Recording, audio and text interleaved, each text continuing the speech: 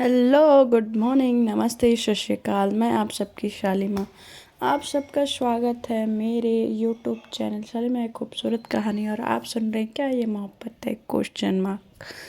तो चलिए आप सबको हम बताते हैं और थोड़ा सा सुनाते हैं कि आखिर हुआ क्या। प्रीवियस पार्ट ने आपने देखा कि हमारी रैना और अभियांशी अभी हैं परेशान। तो क्या हुआ, उनके ज़िंदगी में लोचे तो चल ही रहे हैं भाई। तो आगे सुनते हैं उनके आज ज़िंदगी के लोचे प्रीवियस पार्ट में थोड़ा। तो प्रीवियस पार्ट में क्या होता है कि हमारी अव्यांशी काफ़ी परेशान होती है आके। जो हमारी स्नेहा होती हैं वो थोड़ा सा उनको कूल एंड काम करने की कोशिश करती हैं। इधर लड्डू भी रैना को समझा रही होती हैं कि तू वीक मत पड़, अगर तू वीक पड़ गई तो जीजू को कौन समझाएगा। देन आगे तो ये लोग खाने में मैगी बनाते हैं। कुछ ज़्यादा कुछ होता नहीं है क्योंकि वो फ्लैट पे रहते नहीं थी तो राशन की ज़रूरत नहीं थी। और अब जो होता है अचानक से इनके ज़िंदगी में ये इतना बड़ा बदलाव कहीं ना कहीं उसके ज़िंदगी को थोड़ा सा होता है ना कि एक छोटा सा गैप दे रहा होता है। मगर जो हमारी रैना होती हैं इस बात को तो समझ रही होती हैं, क्या व्यांशी समझ पा रही होती हैं। तो वो तो कोशिश कर रही होती है समझने की कि उनकी ज़िंदगी में आखिर चल क्या रहा है। हमारी जो अव्यांशी होती हैं फिर ये लोग मैगी खाते हैं और लड्डू और स्नेहा चले जाते हैं। दोनों बाय बोलते हैं और गुड नाइट बोल के चले जाते हैं। फिर हमारी जो अव्यांशी हैं वो अपने बेडरूम के साइड खिड़की पे जाके खड़ी रहती हैं और वो सोच रही होती हैं कि ज़िंदगी कहाँ से कहाँ उनको मोड़ लेके आ गई है और अब उनकी ज़िंदगी में ये सब क्या हो रहा है। वो खुश भी होती हैं, दुखी भी होती हैं कि उनके भाई ने आखिर अपनी काबिलियत मतलब साबित करने के लिए वो ऑफिस आ रहा है, जा रहा है, सारी चीज़ें कर रहा है, मगर यूँ ऐसे धोखे से क्यों एक बार उसने सामने से मुझसे क्यों नहीं मांगा।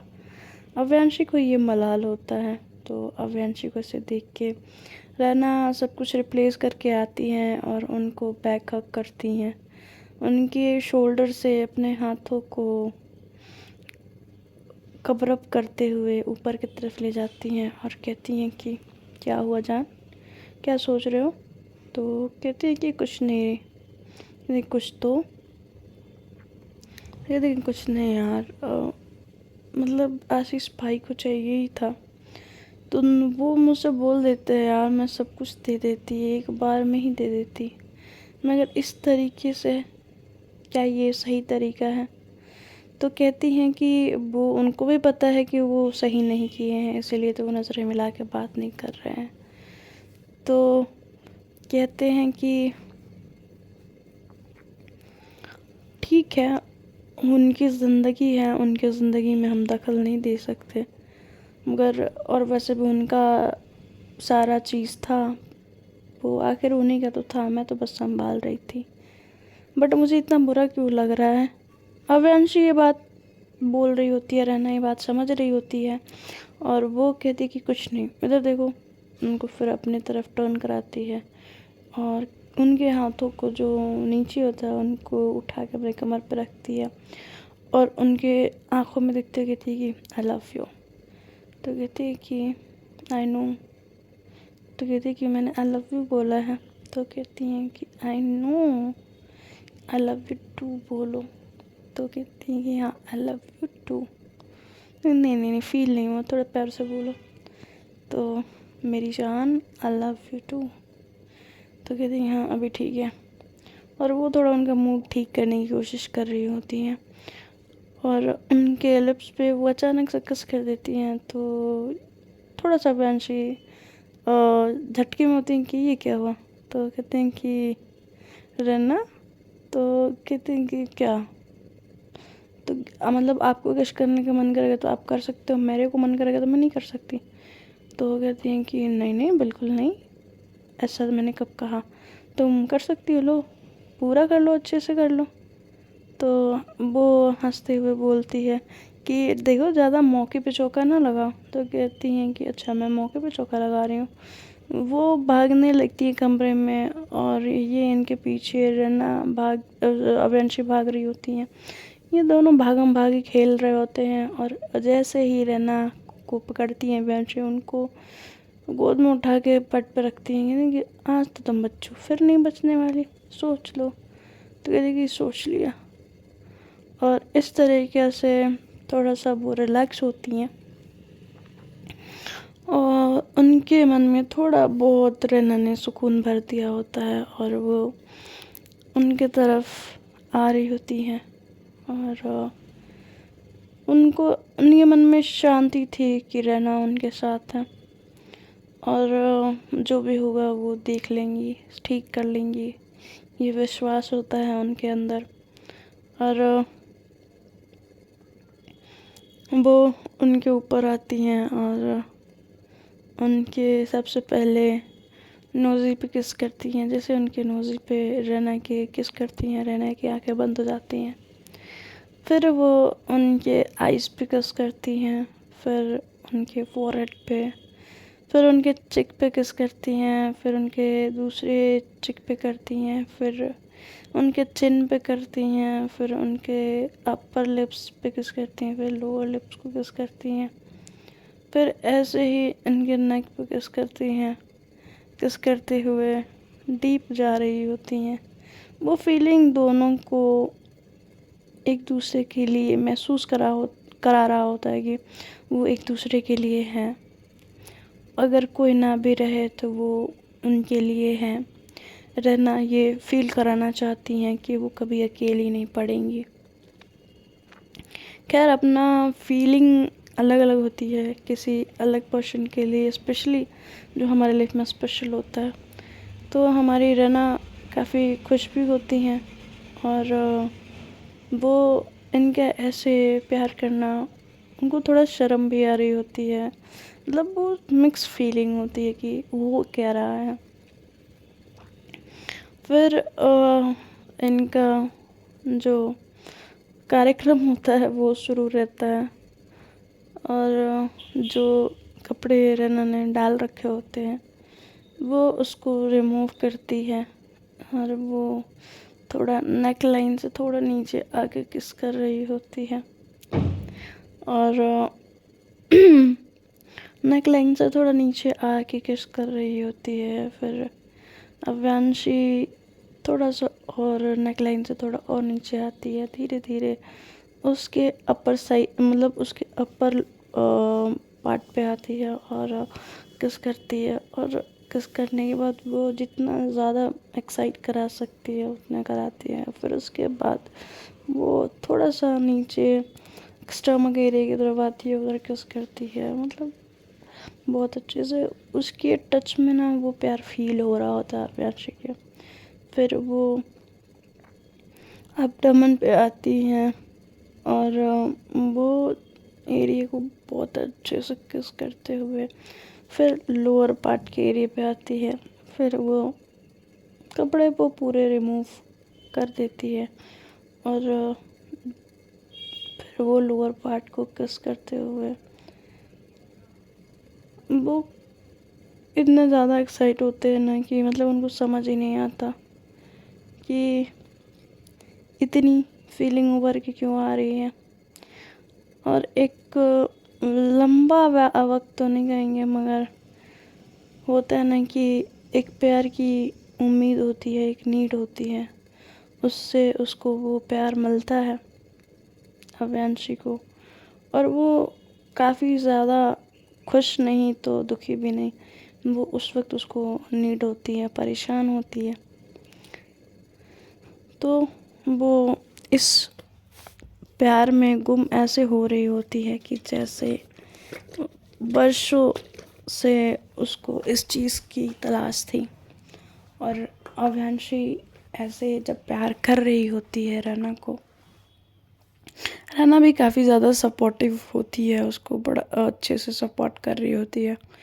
वो दोनों ऐसे एक दूसरे पे लपटते हैं जैसे दो चादर एक दूसरे से, या यूँ कह लें कि नदियाँ जिनकी दो क्या कहते हैं, किनारे होते हैं, तो ऐसे ही वो फिर ये काफ़ी वक्त के बाद इन दोनों के बीच ये काफ़ी वक्त के बाद नहीं, मतलब एक नीड टाइम पे एक होता है ना कि आपको किसी के होने का या सुकून दिलाने की ज़रूरत होती है, तो वो चीज़ होता है जो रैना आवेंशी को फील करा रही होती है।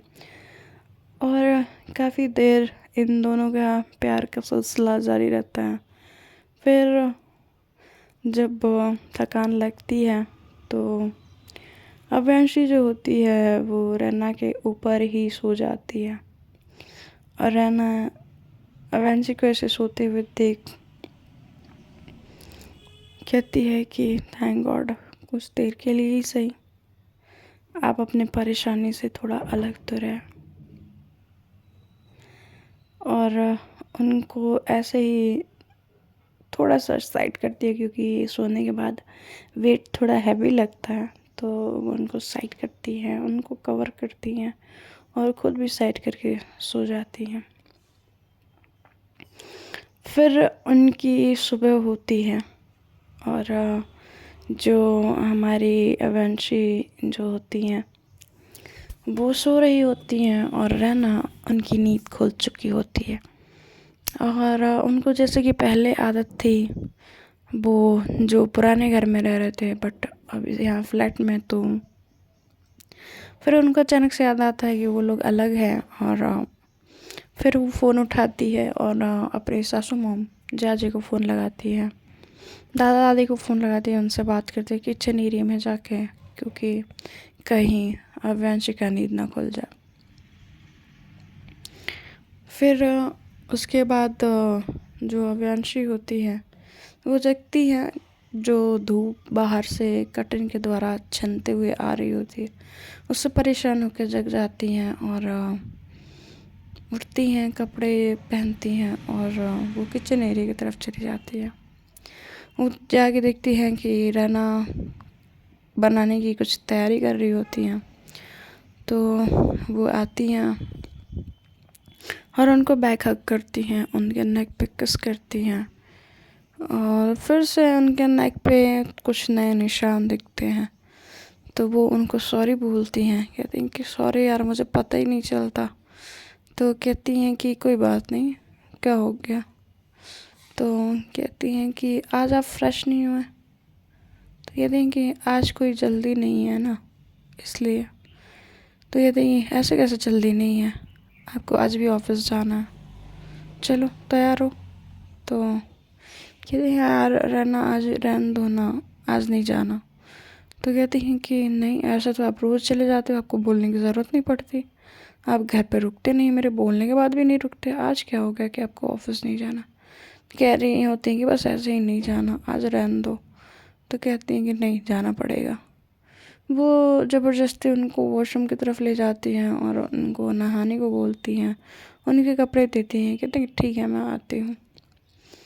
तो फिर वो जाती हैं, फिर फ्रेश व्रेश होती हैं, नहा वहा के बाहर आती हैं, तैयार श्यार होती हैं, फिर बाहर निकलती हैं। तो फिर से वो देखती हैं कि किचन एरिया में कुछ, तो वो सोच रही होती है रहना। तो फिर आती है और फिर से उनको हक करती है, कहती है क्या हुआ मेरी जान, क्यों परेशान हो। तो कहती है कि मैं परेशान नहीं हूँ, हमारे पास राशन नहीं है, तो मुझे राशन की लिस्ट बनानी पड़ेगी और शॉपिंग जाना पड़ेगा, तो मुझे आपका क्रेडिट कार्ड चाहिए था। तो कहती हैं कि बस इतनी सी बात है, इसलिए परेशान हो रही हो। तो कहती है कि नहीं, मैं परेशान नहीं हो रही हूँ। वो कहती है कि अगर मैं घर पे थी तो माँ सब कुछ देख लेती, नहीं क्या है क्या नहीं है वो मंगवा लेती थी, बट अब तो घर की जिम्मेदारी और आपकी भी और ऑफिस की भी। तो कहते हैं कि डोंट वरी, तुम घर देख लो, मैं बाहर देख लूँगी, दोनों एक एक काम करते हैं, इजी रहेगा। तो कहती हैं कि अरे वाह पतिदेव, आज इतनी उदारता कहाँ से दिखा रहे हो, वरना ऐसा तो बोलते थे कि कंपनी चलो, वरना इंडिपेंडेंट कैसे रहोगे, खाने को नहीं मिलेगा ये वो। तो कहती हैं कि मैं बस इतना चाहती थी कि कभी भी तुम्हें ये ना लगे कि तुम मुझ पर डिपेंडेंट हो। तुम हमेशा सर उठा के बोल सको कि तुम अपनी मेहनत के पैसे से जीती हो। मैं बस इसलिए चाहती थी कि तुम मेरे साथ कंपनी चलो, बट यहाँ पे तुम्हें बहुत सारे काम हैं जो तुम्हें खुद करने हैं, तो इसलिए बोल रही हूँ कि तुम घर देख लो और मैं बाहर देख लूँगी। दोनों के हिस्से एक एक काम दे रही हूँ, समझ आया मेरी जान?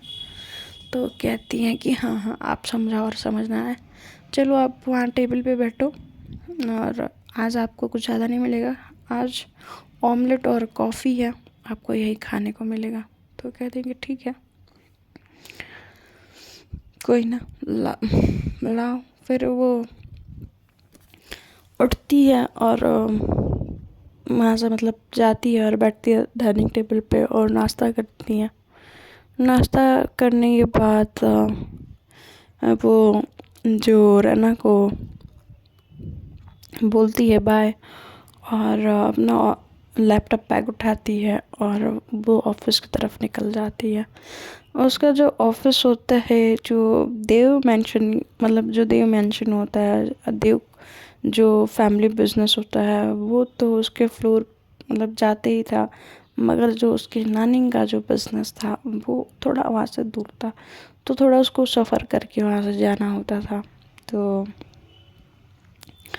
वहाँ से वो पहुँचती है और वहाँ पे पूरे ऑफिस में और सबको पता चल जा चुका होता है कि जो इस कंपनी की ओनर हैं वो आज मिलने आ रही हैं सबसे, और अब से वो इसी कंपनी में काम करेंगी और यहीं पे। तो सब लोग थोड़ा डरे होते हैं क्योंकि अभियांशु के बारे में काफ़ी कुछ सुने होते हैं, और काफ़ी कुछ ऐसा कि वो काफ़ी ज़्यादा काम को लेके स्ट्रिक्ट है और टाइमिंग को लेके कोई भी फालतू के पछड़े वो नहीं देखना चाहती है।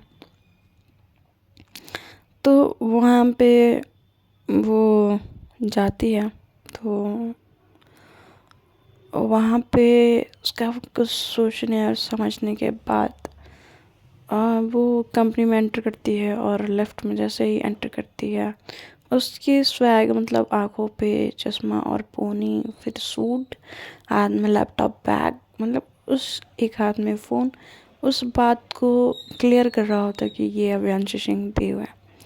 तो सब एक बार देखते हैं, तो वहाँ का जो मैनेजर होता है वो आता है, जो वो जानता रहता है कि ये अभियांशु है। तो कहती कि मैम आप आपका स्वागत है मैम। वो स्वागत के लिए खड़ा होता है एक बुके लेके, और कहता है कहती है थैंक यू, और मेरा केबिन किधर है। तो वो केबिन बताता है ले जाके, और कंपनी काफ़ी ज़्यादा लॉस में होती है क्योंकि वो अपनी फैमिली की कंपनी संभालने में कुछ ज़्यादा मसरूफ़ होती है और इस कंपनी पे कभी ध्यान ही नहीं दिया होता है, और अब अचानक से इस कंपनी को उसको संभालना पड़ रहा होता है, तो थोड़ी सी परेशान हो उठी होती है। वो जाती है, सारे अकाउंट्स मंगवाती है, सारी चीज़ें देखती हैं, और उसमें सब बहुत सी चीज़ें उसको गड़बड़ लगती हैं जो सही करने की ज़रूरत होती है। तो वो फ़ोन करती है स्नेहा के पास और लड्डू के पास, कहती हैं कि आप दोनों मेरे ऑफिस ज्वाइन करो, वही पैकेज वही पोजीशन आपको यहाँ पे मिलेगा। वो दोनों रिज़ाइन डालते हैं, और अचानक से रिज़ाइन डालते हुए कहती हैं कि हम अभी आशीष पूछता है कि अचानक से तुम दोनों रिज़ाइन क्यों कर रहे हो, तो तुम दोनों का रिज़ाइन एक्सेप्ट नहीं किया जाएगा। तो कहती हैं कि 1 मंथ कॉन्ट्रैक्ट में ये है कि 1 मंथ पहले हम जॉब छोड़ने से पहले बता सकते हैं कि हाँ हम जॉब छोड़ रहे हैं, आपको एक्सेप्ट करना पड़ेगा।